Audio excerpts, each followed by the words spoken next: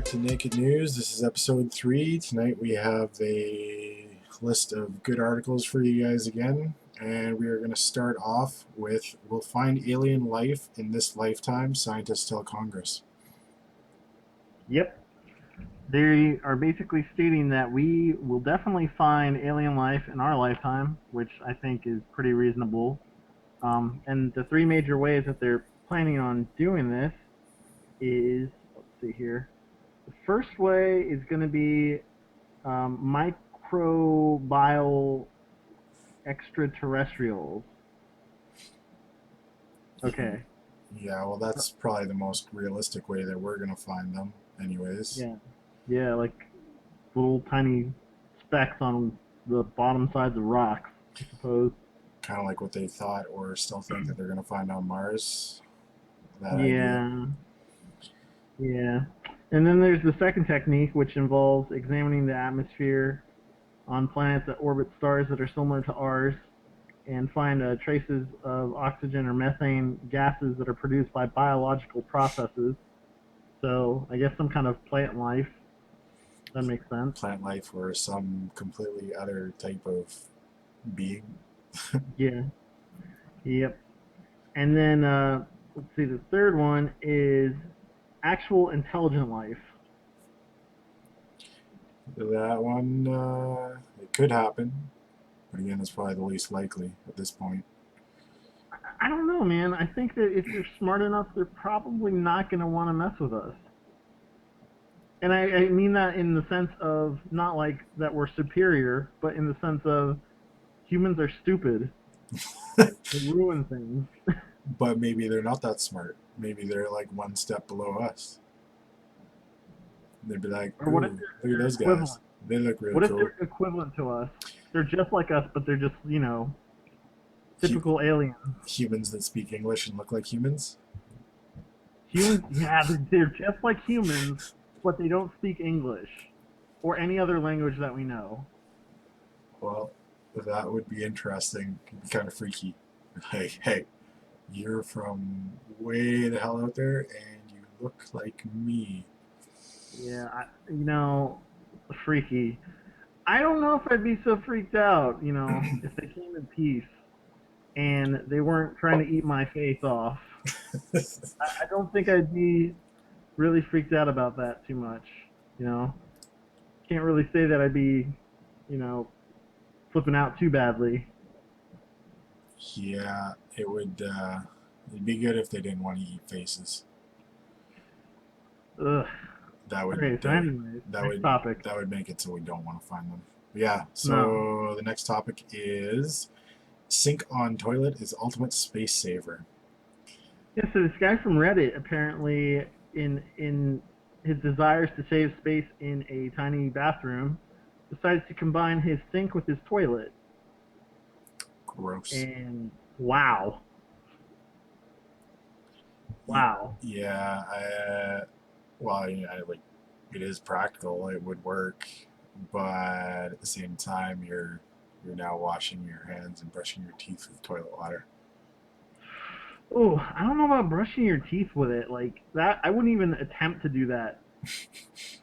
Well, it's got the water line coming into it.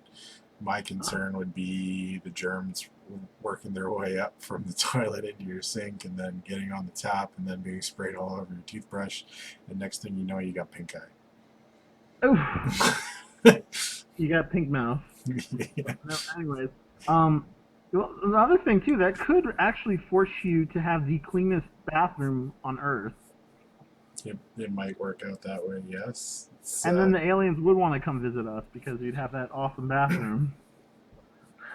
But Then then, again, they might not even use the bathroom. you got to think too what kind of things are already in place because I'm assuming this is a North American bathroom. Probably. This seems like an American thing to do. But in places where apartments are much smaller, like say, well, I don't want to say a place in particular, but Tokyo, I'm sure, China. yeah, I'm sure that there's some places out there where living space is a lot more limited, so they have to combine things. Like I know I've seen videos and photos of their showers, and it's kind of like a squat shower with the the nozzle that you hold, and it's kind of it. Where your bath is just like a little cube. Hmm. But I wonder if they already have something similar to this. Maybe that's where the guy got the idea from. Who knows? You know what would be much better than doing this? Would be just to just go in your shower. Because then you could just kill all three birds with one stone. You could, and everything's just getting washed away. It is. And then you step out and you're clean. You're wet, but you're still clean. Yeah, well, I'm sure there's some better options than slapping your sink on top of your toilet. But you got to give the guy credit. It is pretty intuitive right there. That's how new inventions get made, right? Somebody's got to go and experiment with something, and he'd be like, well, I got pink eye, so this is a bad idea. No, what he needs to do is put that toilet seat heater on it. That toilet seat heater we showed a couple episodes there ago. Yeah. Yeah, that would be. Oh, man. How nice would that be? It'd be heating up your bum, and if you could turn around, you could wash your hands at the same time. Well, they got those toilets now, too, where they've got like the built in bidet. Why not just brush your Oh, teeth with yeah. that? You know? You've got your Yeah. sink built into the bowl. Like, why even add a sink onto the top? No, bro, you don't even need a sink. You don't even need a faucet. What you do is you put one of those hose extensions like you have in the freaking kitchen, and you can just like use that, you know? Yeah, so we just showed that his little invention idea there was Obsolete. useless. Just Yep, have a bidet. obsolete now. Have a bidet. Good old bidet. All right. So the next article is why Watch Dogs is bad news for AMD users and potentially the entire PC gaming ecosystem. Yes. Apparently, apparently, Watch Dogs creators have thought, hey, it's cool if we share code with NVIDIA but not with AMD, basically. Yeah. Well, I am an NVIDIA fanboy, so go NVIDIA. And I primarily use AMD, so I don't understand why you wouldn't just share the technology anyways. Maybe NVIDIA paid them. You know what? That's probably it. That's usually how that kind of stuff goes, right? Like that's probably why games only get made for some consoles, and other than the Wii U, just because everybody thinks that it's kind of a piece of crap, even though it's lots of fun. Oh, But but yeah, Nvidia is probably like, if you make this game for us, we'll give you X amount of money, or not for us, but using only our technology, you can get this much money. yeah. I think it's DirectX 12 is what it's specifically what they're doing software wise that they weren't sharing with AMD. Either way, I think it's not necessarily a bad thing because NVIDIA is starting to develop some pretty good software and tools to go with their video cards and drivers, right? Like just look at the recording software that they've got built into newer past 600 GTX cards, right? They're going on and trying to break out and do some crazy things. I think part of that has to do with the fact that they didn't get picked up for either console. Yeah, but whose fault is that? Microsoft and Sony. Well, okay, so you don't think that it's the product that NVIDIA was showing off to them that made them not choose them? Well, I don't know why they really made the consoles the way they are. They keep, both of them keep saying that their consoles are so powerful and they're more powerful than computers will be for the next while, but anybody with a little bit of a PC already knows that that's not true right out of the box. So Yeah. I don't know. There's Well, that's it's crazy. I'll agree with you on this part. The people who are making consoles right now are looking at a very niche market and a very strange market.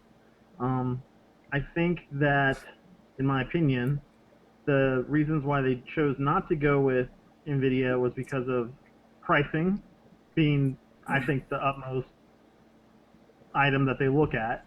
And I also think that they are looking at compatibility, possibly. Like when you're looking at porting games, whether it's to your primary console or a handheld or whatever, sometimes it's easier if you have the main person that's creating these games on the software level Hmm. programming for everything. Maybe, maybe. But that's just in my opinion. Either way, consoles aren't as good as PCs still. Yes, but going back to the main subject, the reason why they feel like this is hurting the industry is basically because it's it's impossible for AMD to make a quick fix after launching a title like this, and ultimately it's hurting the developers that make these games instead of helping them out. But So with all that too, isn't the whole business side of it supposed to be competitive? That was obviously a big competitive play by somebody. it is, but at the same time, it's making the developers, I suppose, not look as good for a market, which is kind of strange to me. It's like if I was a game developer and I was working on a game, I'd want my game to be awesome no matter on what system or platform or graphics card it's on, you know?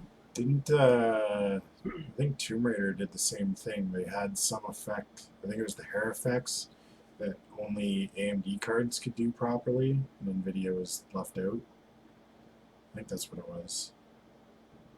But Hmm. there's other examples of that going on in other games as well. Like if you look at physics, for example, Nvidia's physics system, there's the games will run without physics, but they sure do look a whole lot better when you turn physics on.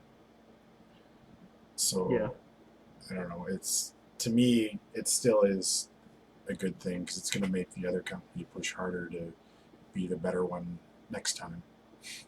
So basically, so this is what I ultimately would hate to see is that you have your 10 you have 10 brands or 10 game developers, and out of those 10, 5 of the game developers focus on one set of graphics cards and the other group focuses on the other set of graphics cards.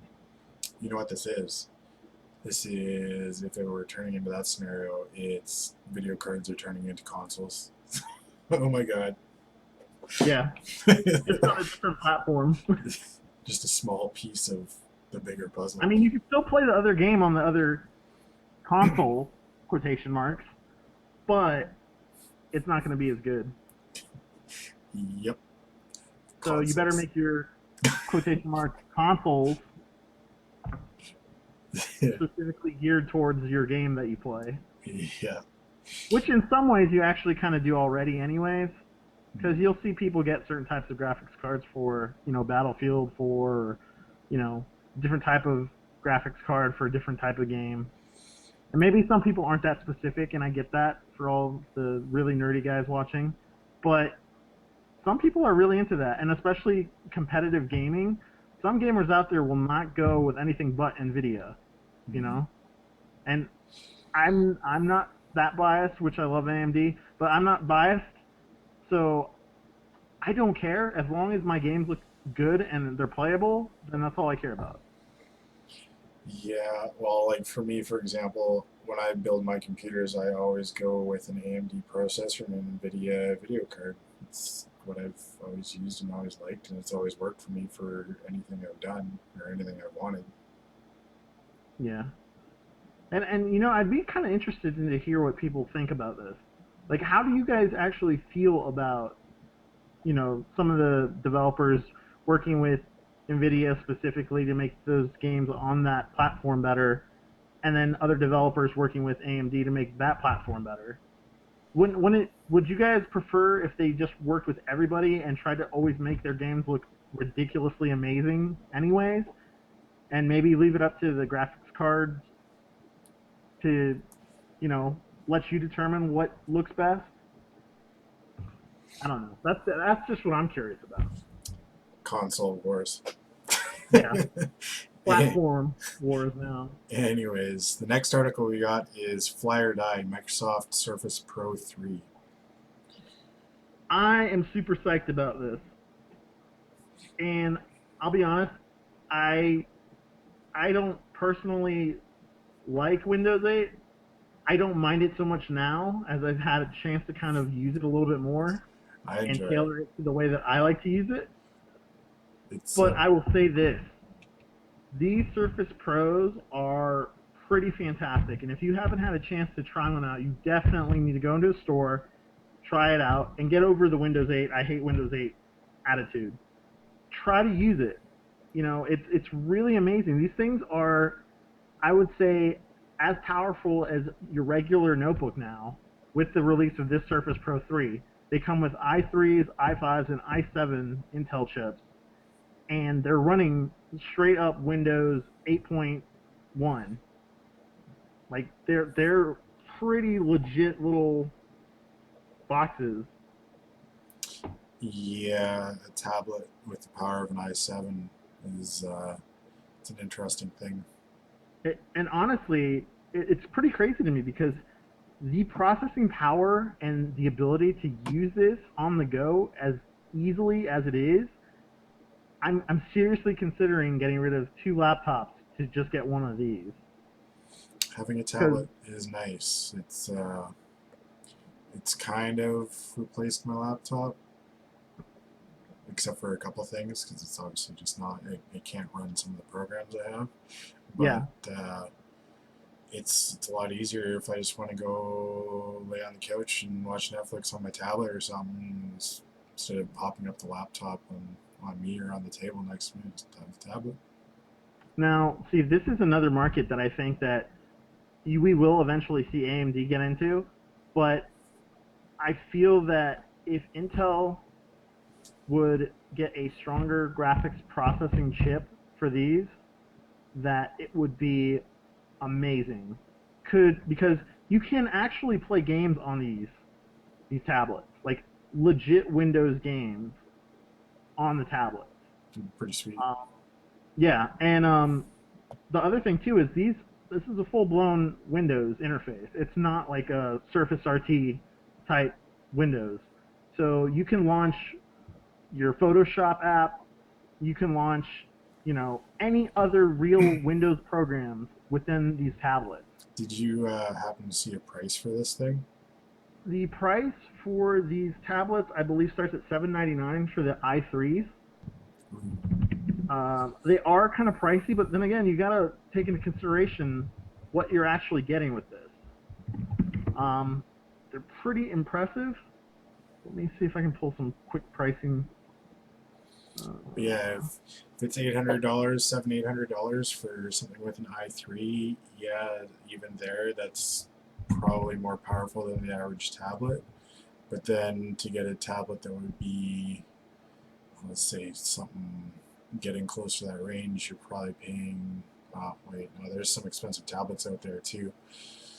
There's like you can get like $1,100 tablets at Future Shop here. Yeah, I mean, depending on how you're using it and what you're using it for, like and also the difference is in these actually running Windows. Like these are not, again, I cannot stress, this is not an Android, this is not a iOS, mobile iOS interface.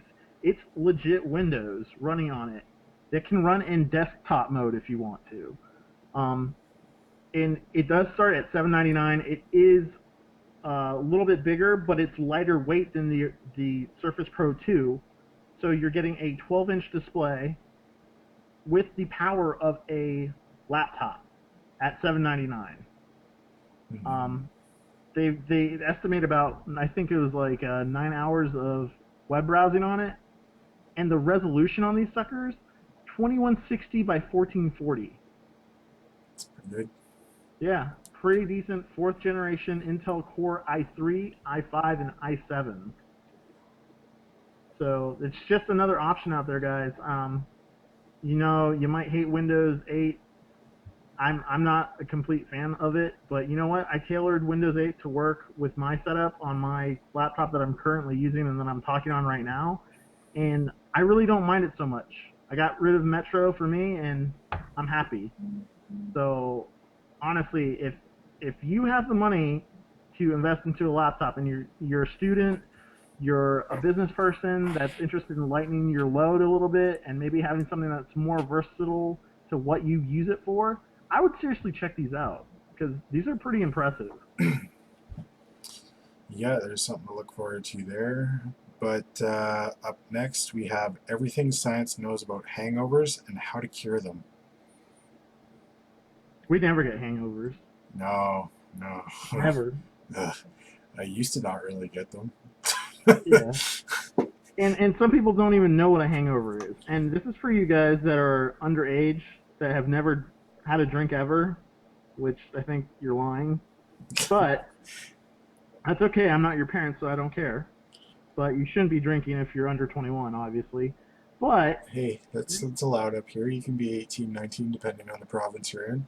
oh, so you're lucky in Canada. You can experience one of these symptoms if you're 18 in Canada.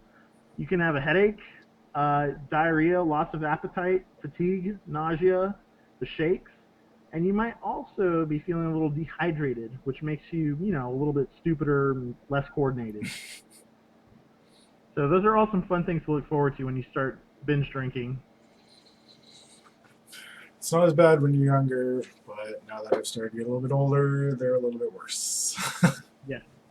And basically, scientists have gotten together and said, hey, what can we do to kind of find a cure for a hangover? And we got some funny remedies for this.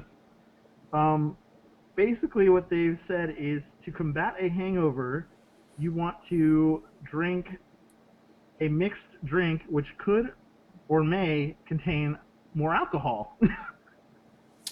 Hey, and you know what? It sounds good to me.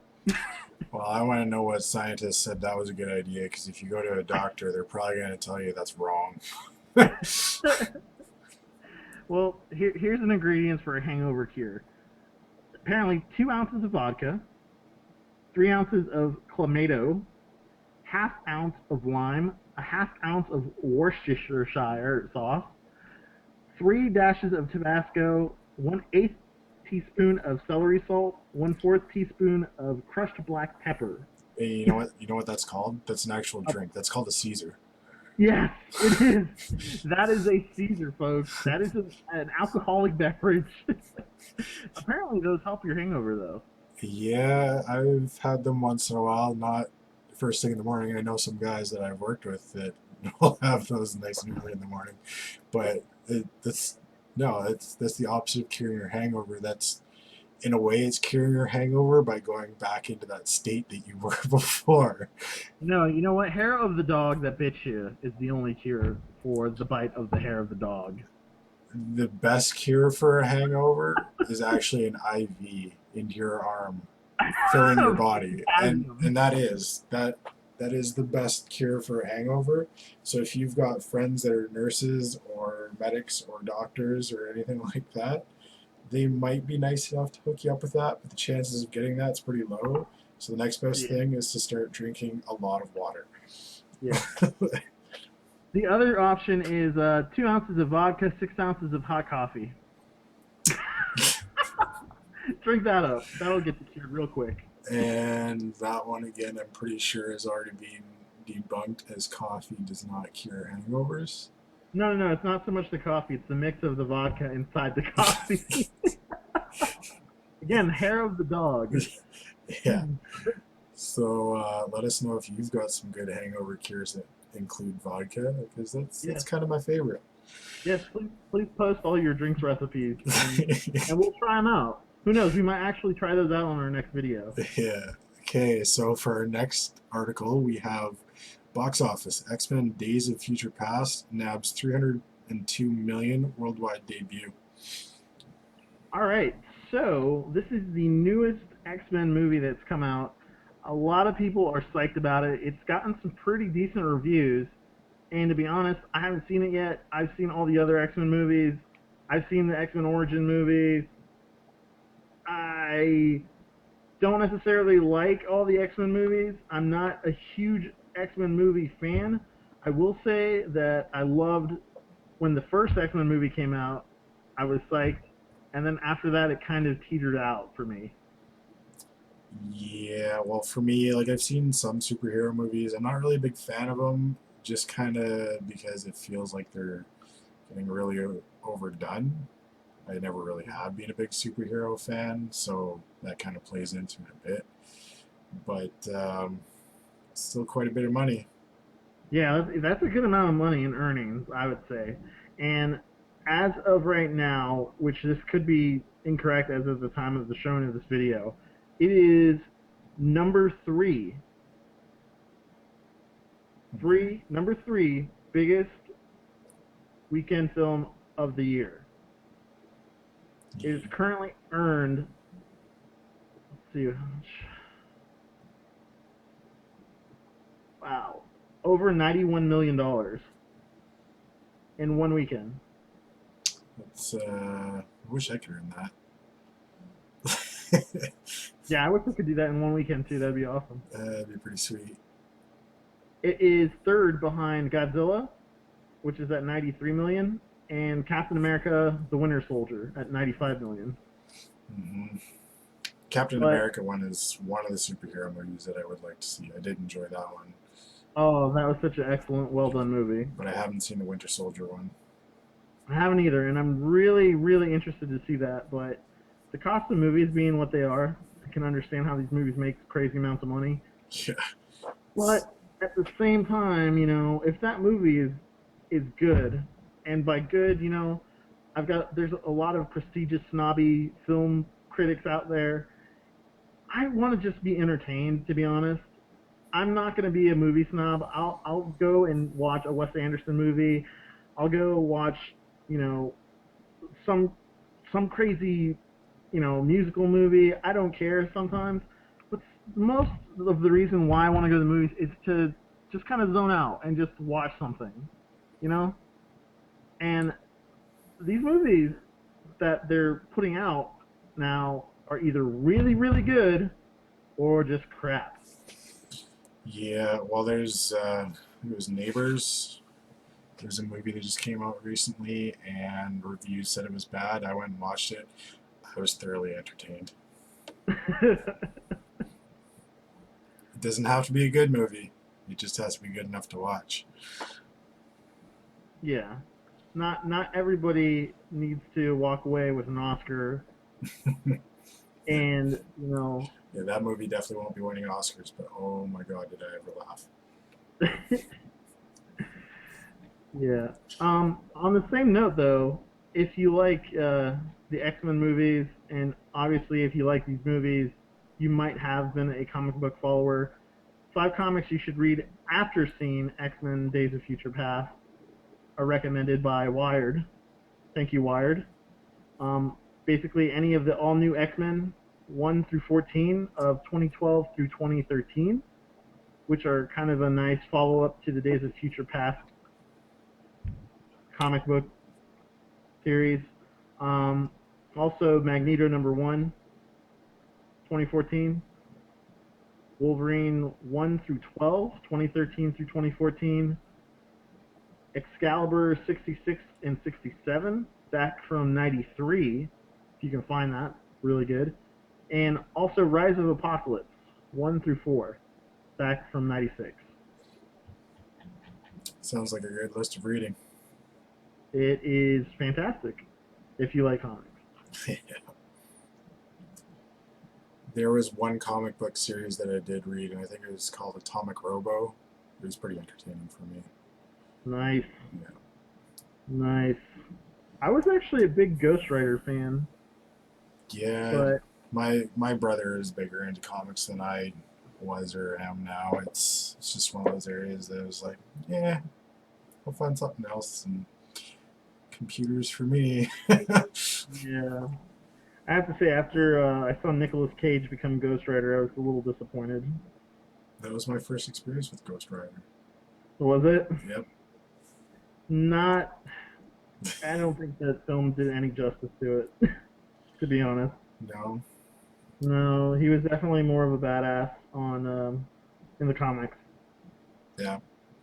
Then again, Nick Cage is just crazy. He did rip his face off for a movie. So Hey, there's another man out there that did the same thing too, though, Yes, there and was. he's just as loco too. All right. Well, thanks everybody for watching. Hope to see you back for our next episode, and I hope you enjoyed. Yep, thanks guys. If you like the video, click a like. If you dislike the video, then go ahead and comment and let us know what you didn't like, and we'll bring up your comment in our next show. Maybe you can be the star. We'll see. All right. Bye.